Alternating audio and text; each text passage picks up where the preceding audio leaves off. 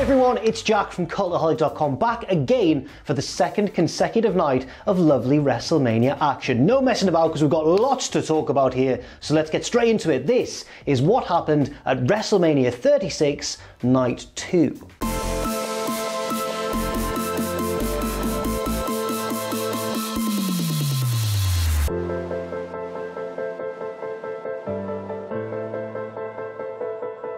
First of all, let's just briefly mention the pre-show match between Natalya and Liv Morgan. This was weirdly a bit more of a technical encounter than the pre-show match from night 1, Drew Gulak versus Cesaro, which on paper just sounds absolutely crazy. They went back and forth quite a lot. Natalya was kind of playing the heel role here, despite, I think, being a babyface, but she offered Liv a handshake at the start and then tried to double cross her. She told the referee to shut up at one point, so that was a little bit weird. But either way, it was Liv Morgan who picked up the victory after an exchange of pinfall attempts. Liv sat on Natalya, crossed her legs over and got the 3 count. And once again, for the second night in a row, Stephanie McMahon officially opens the show.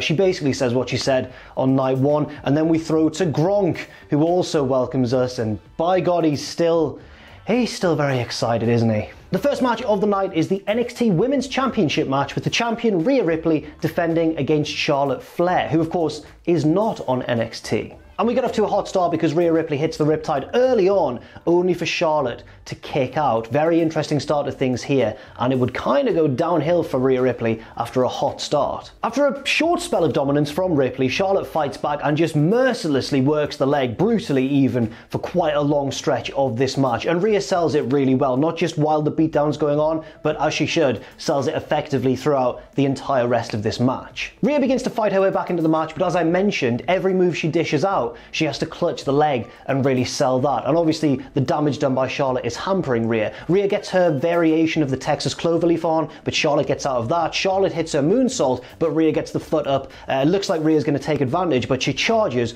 straight into a spear from Charlotte Flair. After several very hard-fought attempts, Charlotte gets the figure 4 locked in, but Rhea tries to roll her up, gets a 2, so Charlotte goes right back to the figure 4, bridges up into the figure 8, and Rhea Ripley taps out. Well, she kind of slaps at Charlotte's leg, and the referee deems it a submission. And the commentators don't seem to have any issue with it, so I think that was meant to be a proper, non-controversial tap out from Rhea Ripley. Very shocking indeed, and now Charlotte Flair is the new NXT Women's Champion. And I have very mixed feelings here, because unquestionably this was a good match to start off the show. It got things off to a much hotter start than night 1 did, but at the same time, it's a very questionable decision in my opinion. First of all, yes, Charlotte Flair on NXT is going to be very exciting and different and unique, but at the same time, did she really need to win here and effectively halt Rhea Ripley's momentum? I mean, it's kind of bringing me back to when Charlotte beat Asuka 2 years ago at WrestleMania 34, when everybody was just certain that Asuka was going to win that match. And since then, we've seen kind of how things have gone for Asuka since that loss. Next up, Aleister Black versus Bobby Lashley. Bobby Lashley is of course accompanied by Lana and also is wearing lovely long tights. Very out of character for Bobby Lashley. Aleister Black's wearing special spiky horns on his ring jacket.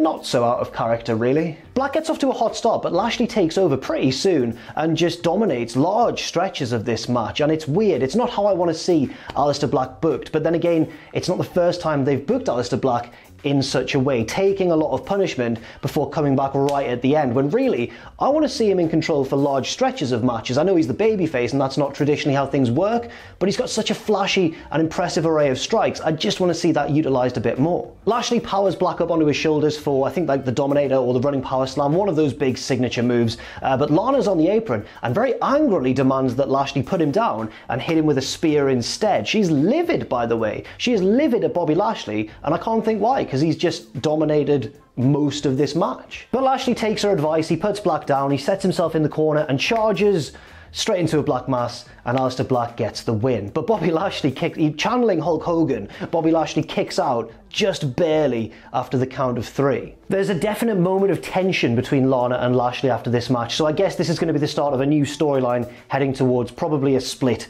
between the two down the line. But yeah, on the whole, even though it was a decent match, I just feel like Aleister Black came across as quite lucky here. He didn't control the match at all and only really won because Lana decided to interfere. Just a little moment now, a little Gronk interlude, and Gronk is interviewed by Charlie and he says he would love to win that 24/7 title by end of the tonight.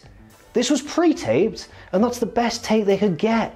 Next up, the main event of the night, obviously, Dolph Ziggler versus Otis. Dolph comes out accompanied by his new ally, or I guess his old ally, but it's just been revealed to us, Sonya Deville. Otis is out on his own, charges the ring, Dolph and Sonya bail to the outside, and for a minute, I think that Otis is gonna give us the world's greatest suicide dive, but he doesn't. He stops short, and Ziggler gets in the ring, and the match begins properly. At first, Dolph manages to avoid Otis's initial onslaught and takes him out with a super kick, and then begins to dominate, and after Charlotte dominated most of her match, and Lashley dominated most of his match, I'm thinking, oh god, I don't want a third heel dominating, but luckily I was worrying for nothing, because Otis pretty soon starts to Otis up, rubbing his belly, doing his weird jiggling. It's all great fun. A little while later on, Otis hits the singles version of the trash compactor, the move that he and Tucker do. Tucker wasn't here, of course, because Dolph injured him on SmackDown and took him out of commission for a little while, but Otis hits that singles version of the compactor and then goes for the caterpillar, but then Sonya interjects herself into the match. She distracts the referee. This gives Ziggler the chance to drill Otis with a big low blow, and it looks like Otis is down and out, but then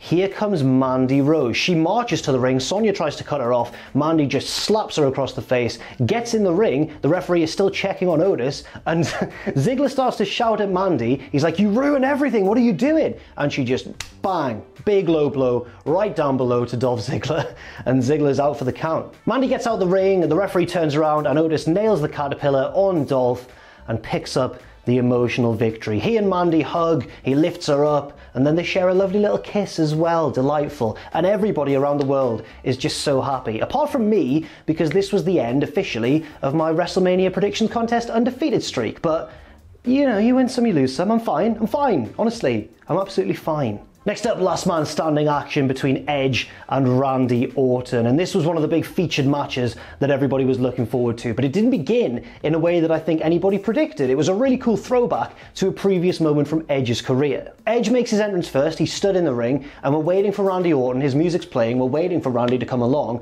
and instead, he runs into the ring from behind. He'd been disguised as a cameraman and drops Edge with an RKO out of nowhere, as we all know. That's a lovely reference to when Edge did the same thing years ago, but we don't have too much time to dwell on that because Edge makes it to his feet, the match officially begins, and Orton hits a second successive RKO. They spill to the outside, Orton blasts Edge with the camera he was holding a few moments before that, and then they head off on a lovely backstage tour of the Performance Center. They're brawling in the gym area, in the conference room, down corridors. One of the cameramen gets just absolutely flattened by Edge as he gets shoved by Orton, and we see the cameraman's feet go up, a classic comedic visual, but this isn't a very comedic match. This is really serious stuff. They head to the interview area. Edge manages to throw like a sandbag that weights down one of the tripods for the camera into Orton and takes control from there. They head into the warehouse, or as Michael Cole calls it on commentary, the additional storage facility. I love WWE's language, I really do. Edge lays Orton on a table, he heads up a ladder to the top of a bit of scaffold, he jumps off with a huge elbow drop, and both men just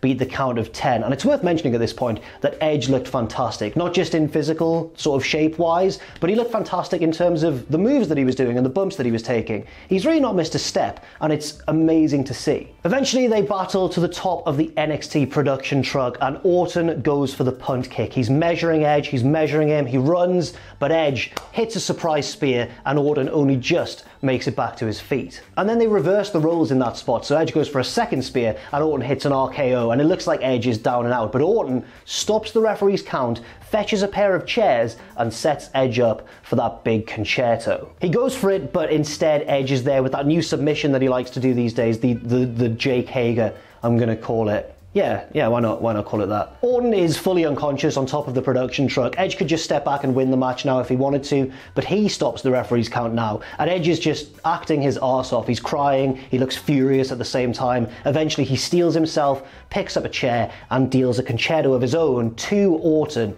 and that's the match. Orton does not answer the count of 10, he's fully laid out on top of the truck, and Edge picks up the big victory. Again, I have quite mixed feelings about this match. On one hand, it was long and pretty draining as well. This was a really long and grueling match, as last man standing matches often are. But on the positive side, it wasn't bad at all, and Edge just looked great. He really looked great, and it was wonderful to see. And another positive, in fact, was that the storyline really helped power this match through. If it wasn't for the backing of the incredible work both men had done in the build-up to this, I don't think it would have been half as good. But I do feel a bit sorry for Ciampa and Gargano, because of course they have an empty arena match or something like that in in the near future, and I feel like Edge and Orton may have used quite a lot of ideas that they wanted to use. Hopefully they can keep things fresh and have a really good match on the NXT brand. Now we cut back to the arena portion of the Performance Center, where Mojo Rawley runs out of the entrance ramp with the 24/7 title, chased by all kinds of Performance Center folks.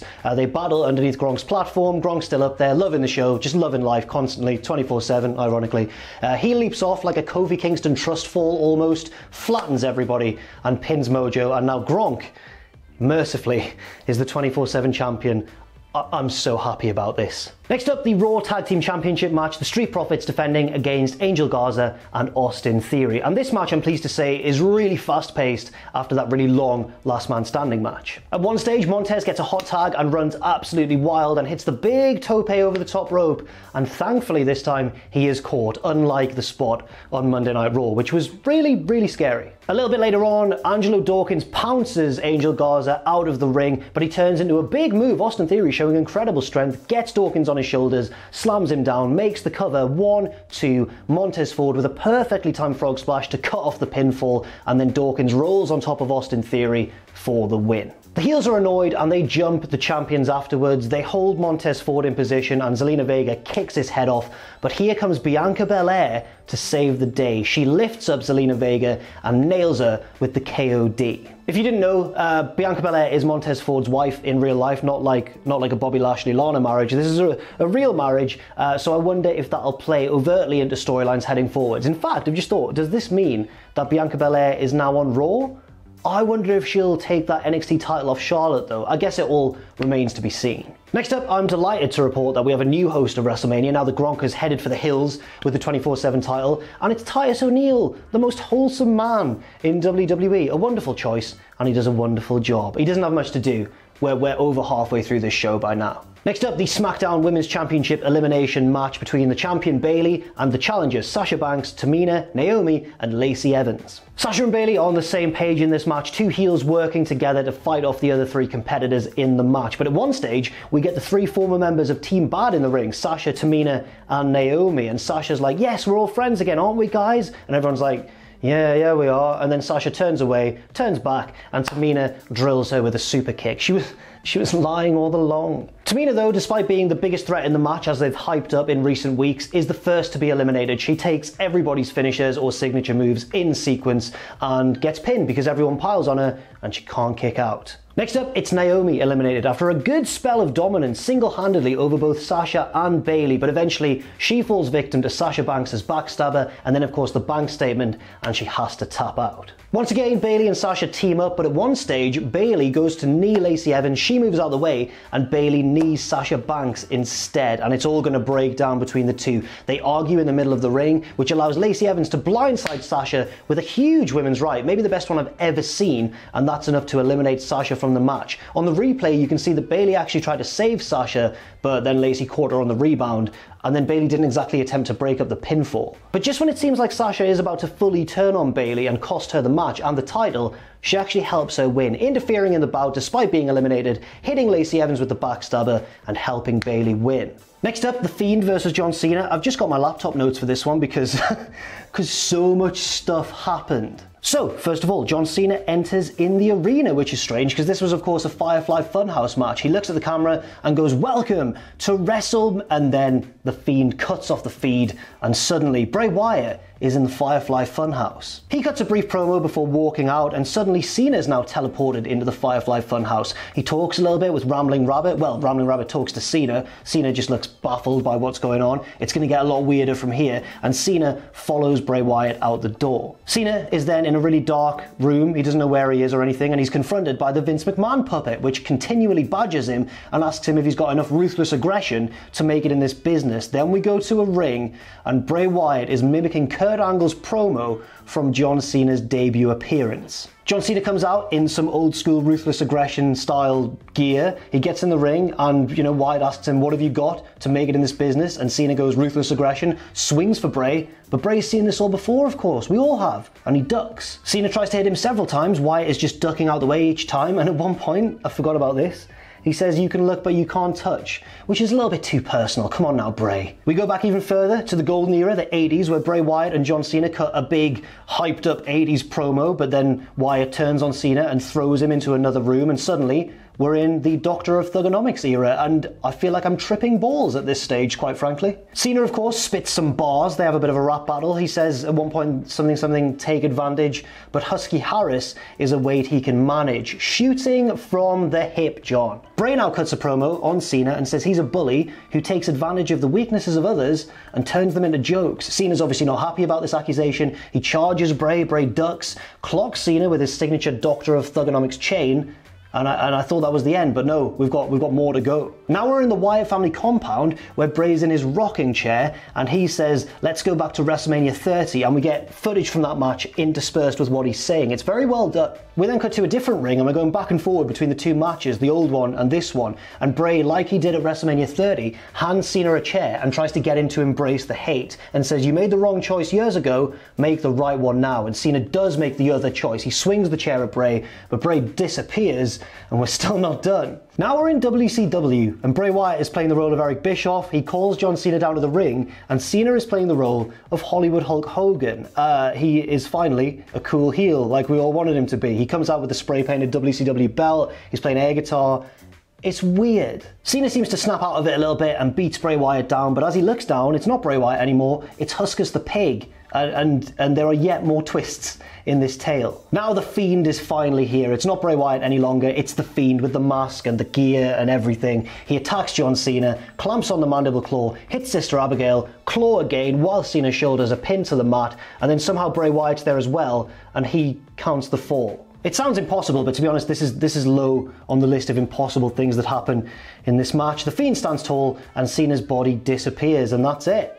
And we cut back to the Performance Center and Titus is there, just absolutely speechless, which is the perfect icing on the cake. Honestly, I think I preferred this to Undertaker versus AJ Styles from night one, but let me know what you think in the comments section down below. I'm very interested to hear what people preferred. And finally, the main event, the WWE Championship match, Brock Lesnar versus Drew McIntyre. And Drew hits him with a Claymore kick right out of the gate, but Brock Lesnar kicks out, and Heyman at ringside is beside himself. Not literally beside himself. This isn't the wacky match of the night, that was the one just previous. Drew goes for a second Claymore kick, but this time Lesnar moves because Heyman warns him about it. Great managing by Paul Heyman on the outside, and Lesnar just starts hitting German suplexes, 3 or 4 I think, and then an F5. 1, Drew kicks out at 1. So Lesnar hits a second F5, 1, 2, Drew kicks out at 2, fair enough. Heyman's like, he's really good, just hit him with more F5s. He can't kick out all night, which is very fair logic actually. Lesnar hits a third F5, and for a second I was worried, and were you worried as well? Because I certainly was. 1, 2,